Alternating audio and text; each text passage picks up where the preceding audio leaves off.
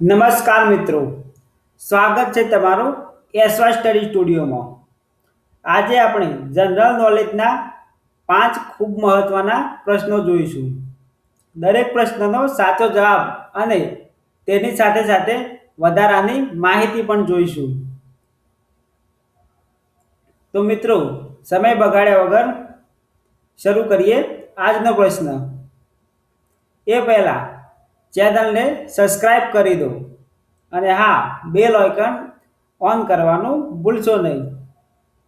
તો ચાલો આગળ વધીએ. પહેલો પ્રશ્ન છે આજનો. વ્હાઇટ ડેઝર્ટ એટલે વ્હાઇટ રણ તરીકે ઓળખાતું સ્થળ ક્યાં આવેલું છે? સફેદ રણ ક્યાં આવેલું છે મિત્રો? Option A Kutch, option B Thar, option C Ladakh કે ઓપ્શન ડી સિક્કિમ. સાચો જવાબ છે ઓપ્શન એ કચ્છ. કચ્છનું સફેદ રણ ગુજરાતના કચ્છ જિલ્લામાં આવેલું છે. અહીં સફેદ મીઠાના વિશાળ મેદાનો જોવા મળે છે.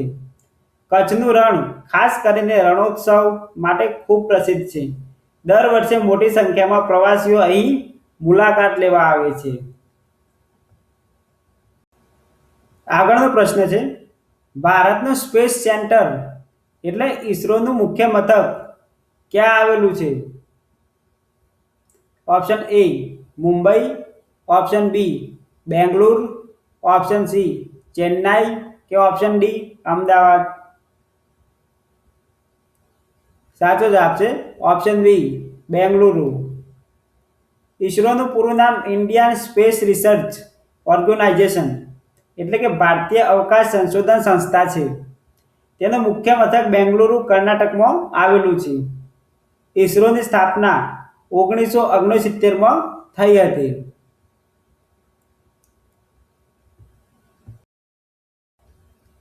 આગળનો પ્રશ્ન છે મિત્રો. ભારતનો સર્વોચ્ચ નાગરિક પુરસ્કાર કયો છે? Option A Padmashri, option B Padmabhushan, option C Padma Vibhushan કે ઓપ્શન ડી ભારત રત્ન. સાચો જવાબ છે ઓપ્શન ડી ભારત રત્ન. ભારત રત્ન ભારતનો સર્વોચ્ચ નાગરિક પુરસ્કાર છે. તેની શરૂઆત 1954માં થઈ હતી. આ પુરસ્કાર અસાધારણ રાષ્ટ્રીય સેવા અને મહત્વપૂર્ણ યોગદાન આપવા બદલ આપવામાં આવે છે. આગળનો પ્રશ્ન છે. ગુજરાતમાં વહાલી દીકરી યોજના શા માટે છે? ઓપ્શન એ ખેડૂત કલ્યાણ માટે, ઓપ્શન બી બાળકી શિક્ષણ અને લગ્ન સહાય માટે, ઓપ્શન સી પાણી બચત માટે કે ઓપ્શન ડી મહિલા સુરક્ષા માટે.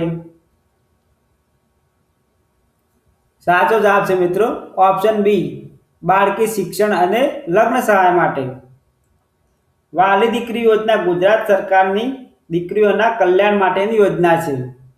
તેનો મુખ્ય હેતુ દીકરીઓના શિક્ષણને પ્રોત્સાહન આપવું અને તેના ભવિષ્યને સુરક્ષિત બનાવવાનો છે. આગળનો પ્રશ્ન છે. આઈએનએસ વિક્રાંત શું છે? ઓપ્શન એ યુદ્ધ વિમાન, option B aircraft carrier, option C missile કે option D submarine.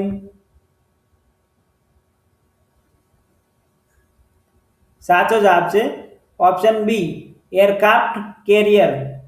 INS Vikrant ભારતનું સ્વદેશી રીતે બનાવવામાં આવેલું એરક્રાફ્ટ કેરિયર છે.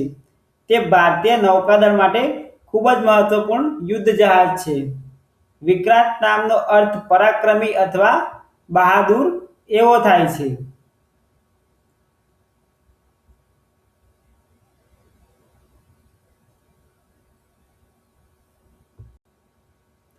મિત્રો, આવી જ મહત્વની વધારાની માહિતી માટે વિડીયોને લાઈક કરો અને જીએસઆરટીસી કંડક્ટર 2026ની તૈયારી માટે એસવાય સ્ટડી સ્ટુડિયો ચેનલને સબસ્ક્રાઇબ કરો.